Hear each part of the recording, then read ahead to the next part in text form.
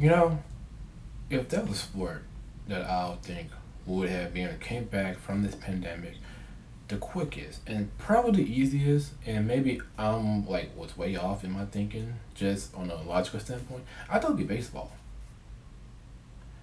personally, and maybe mainly. I guess the only argument I have is, I guess because they haven't started the season yet, which is probably a terrible argument. Now that I'm saying this and I'm recording this. Oh well, we move forward. What's going on, y'all? My name is Gregory Joseph. Thank you for checking out this video. Now let's just talk a little bit about what is going on with the MLBPA and the MLB owners. Okay, so back in March, the MLBPA and the owners agreed to a deal essentially saying, hey, we'll take a pay cut at a prorated status. We understand we're not going to play all 102 games. If we get back in these stadiums, chances are fans are not going to be there, just more than obvious. And on that quick note, apparently Texas is reopening pro stadiums up to 25%. Interesting. Very interesting. Anyways, so it was a deal. Both sides made a deal. I guess the owners must have really thought that they was going to have some sort of season beginning maybe in early April, early May. I don't know because it could be early May because in April now they started chirping. They started chirping. They was just going all about how if we don't play these games, we're going to like lose all our money, every little bit of it, every single bit.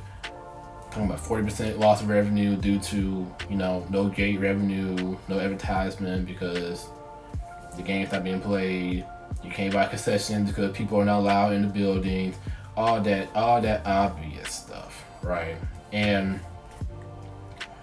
so they kept chirping and they kept pushing, and all of a sudden we're at the end of May and the owners are playing they doing the NFL owners playbook, which is to make the players the villain because they are essentially saying, hey guys, look at these players.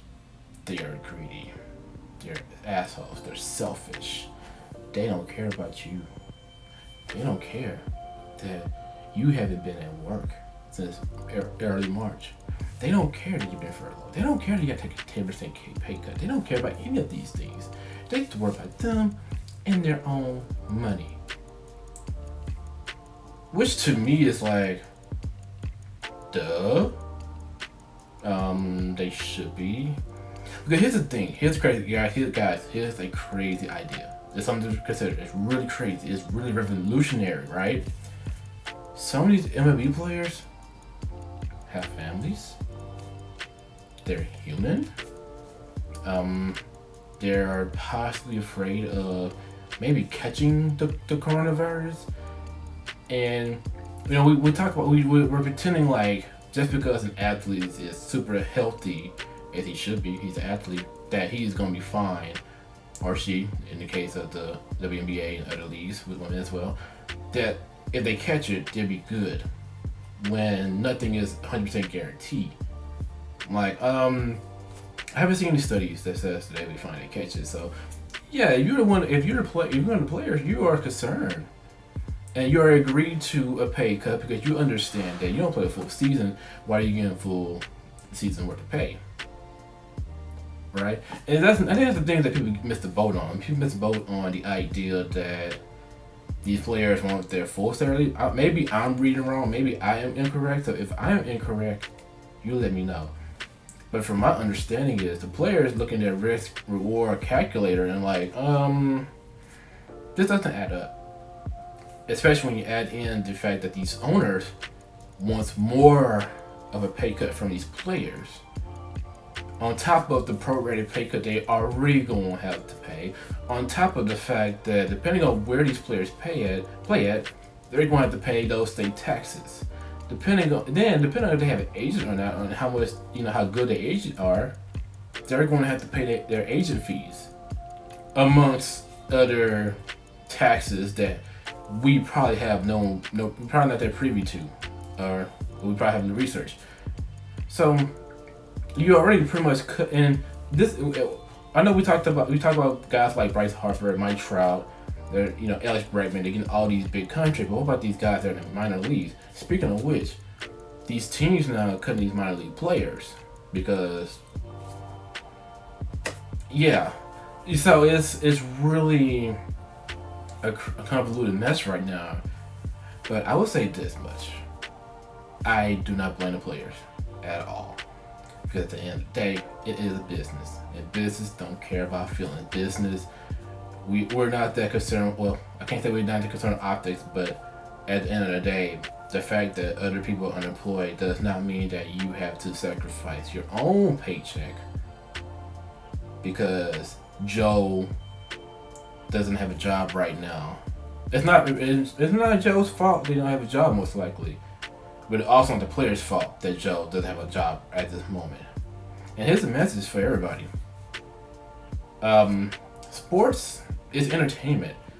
Entertainment, last time I checked, let me grab my notebook here. Hold on a second. Where is it? I don't think there's an essential job. I don't see it. I don't see nowhere in the essential list on this tablet. So, I don't know what to tell you guys. You can get mad, you want to get mad at the players. Oh, these players are selfish and greedy. Blah, blah, blah. Dog, come on, man.